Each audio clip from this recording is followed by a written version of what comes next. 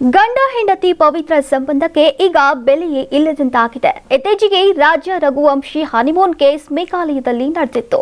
ಸೋನಂ ಮದುವೆಯಾದ ಗಂಡನನ್ನೇ ಸುಪಾರಿ ಕೊಟ್ಟು ಕೊಲ್ಲಿಸಿದ್ಲು. ರಾಜ ರಘುವಂಶಿ ಪ್ರಕರಣದ ಬಳಿಕ ಅಂತಹ ಭಯಾನಕ ಪ್ರಕರಣಗಳು ಹೆಚ್ಚಾಗ್ತಾನೆ ಇದೆ. 55 ವರ್ಷದ ಪ್ರಿಯಕರನನ್ನ ಮದುವೆಯಾಗೋಕೆ ಮಹಿಳೆಯೊಬ್ಬಳು ತನ್ನ ಗಂಡನನ್ನೇ ಕೊಂದು ಹಾಕಿದ್ದಾಳೆ. ಮದುವೆಯಾದ 45 ದಿನಗಳಲ್ಲಿ ಈ ಅನಾಹುತ ನಡೆದಿದೆ. 25 ವರ್ಷದ ವ್ಯಕ್ತಿಯೊಬ್ಬರನ್ನ ಅವಳ ಪತ್ನಿಯೇ ಹತ್ಯೆ ಮಾಡಿದ್ದಾಳೆ. ಕಳೆದ ಜೂನ್ 25ರಂದು ಬಿಹಾರ ರಾಜ್ಯದ ಔರಂಗಾಬಾದ್ ಜಿಲ್ಲೆಯ ನಬೀನಗರ ಪೊಲೀಸ್ ಠಾಣೆಯ ವ್ಯಾಪ್ತಿಯಲ್ಲಿ ಈ ಘಟನೆ ನಡೆದಿದೆ. ಕೇವಲ 45 ದಿನಗಳ ಹಿಂದಷ್ಟೇ ಮದುವೆಯಾದ 25 ವರ್ಷದ ಪ್ರಿಯಾಂಶು ಎಂಬ ಯುವಕನನ್ನ ಅವನ ಪತ್ನಿ ಗುಂಜಾದೇವಿ ಶೂಟರ್ಗಳನ್ನ ನೇಮಿಸಿಕೊಂಡು ಹತ್ಯೆಯನ್ನ ಮಾಡಿರುವುದು ಎಂದು ಪೊಲೀಸರು ನಡೆಸಿದ ತನಿಖೆಯಿಂದ ಪತ್ತೆಯಾಗಿದೆ.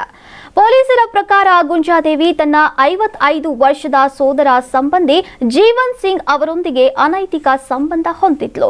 ಕುಟುಂಬಗಳು ಈ ಸಂಬಂಧವನ್ನ ವಿರೋಧಿಸಿದ ಕಾರಣಕ್ಕಾಗಿ ದೇವಿಯನ್ನ ಬಲವಂತವಾಗಿ ಪ್ರಿಯಾಂಶು ಎಂಬ ಯುವಕನೊಂದಿಗೆ ಮದುವೆ ಮಾಡಲಾಯಿತು. ಆದರೆ ಇದನ್ನ ಒಪ್ಪಿಕೊಳ್ಳದ ದೇವಿ ತನ್ನ ಪ್ರಿಯಕರನೊಂದಿಗೆ ಪತಿಯನ್ನ ಕೊಲ್ಲೋ ಷಡ್ಯಂತ್ರವನ್ನ ರೂಪಿಸಿದ್ಲು. ಜೂನ್ 25ರಂದು ಪ್ರಿಯಾಂಶು ತನ್ನ ಸಹೋದರಿಯನ್ನ ಭೇಟಿ ಮಾಡಿ ರೈಲಿನಲ್ಲಿ ಮನೆಗೆ ಹಿಂದಿರುಗುವಾಗ ನವೀನಗರ ನಿಲ್ದಾಣಕ್ಕೆ ಬಂದಾಗ ದೇವಿಗೆ ತನ್ನನ್ನ ಕರೆದುಕೊಂಡು ಹೋಗೋಕೆ ಯಾರನ್ನಾದ್ರೂ ಬೈಕ್ನಲ್ಲಿ ಕಳಿಸುವಂತೆ ಹೇಳಿದ್ದ. ರಸ್ತೆಯಲ್ಲಿ ಬೈಕ್ನಲ್ಲಿ ಬಂದಂತಹ ಇಬ್ಬರು ವ್ಯಕ್ತಿಗಳು ಆತನನ್ನ ಗುಂಡಿಕ್ಕಿ ಹತ್ಯೆ ಮಾಡಿದ್ದಾರೆ. ದೇವಿ ಈ ನಡುವೆ ತನ್ನ ಗ್ರಾಮದಿಂದ ಪರಾರಿಯಾಗೋಕೆ ಯತ್ನಿಸಿದ್ಲು. ಇದು ಮತ್ತಷ್ಟು ಅನುಮಾನವನ್ನ ಹುಟ್ಟಿಸಿತು.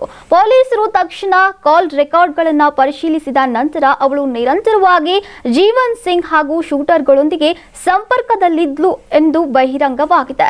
ಇದು ಹತ್ಯೆ ಪ್ರಕರಣದಲ್ಲಿ 22ರ ಹರೆಯದ ದೇವಿ ಮತ್ತು ಇಬ್ಬರು ಶೂಟರ್ಗಳನ್ನ ಬಂಧಿಸಲಾಗಿದ್ದು, ಸಿಂಗ್ ಅವರನ್ನ ಪತ್ತೆ ಹಚ್ಚುವ ಪ್ರಯತ್ನಗಳು ನಡೀತಾ ಇವೆ.